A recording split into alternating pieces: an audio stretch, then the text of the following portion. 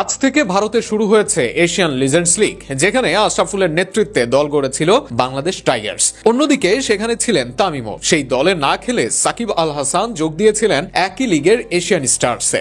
তবে আজ সেই ম্যাচের একাদশে ছিলেন না মিস্টার 75। অনেকে ফলাও করে প্রচারও করছেন যে একাদশের সুযোগ হয়নি সাকিবের। তবে সূত্র বলছে ভারত নয়, এই মুহূর্তে সাকিব আছেন ইংল্যান্ডে, যেখানে কাজ করছেন নিজের বোলিং অ্যাকশন নিয়ে। অন্যদিকে এই লিগ খেলতে গিয়েও ম্যাচের কয়েক ঘন্টা আগেই ভারত ছাড়ছেন আশরাফুলরা, শোনা যাচ্ছে এমনটাই। ইতিমধ্যেই ভারতের উদয়পুরে পৌঁছেছেন নাদিফ চৌধুরী, নাজিম উদ্দিন, ইলিয়াস সানি, মুক্তার আলী ও নাইম ইসলামরা। তবে আজ সকালে বাংলাদেশ ক্রিকেট বোর্ডের সংশ্লিষ্ট বিভাগ ক্রিকেটারদের এই লিগে অংশ না নিতে সতর্ক করেছে।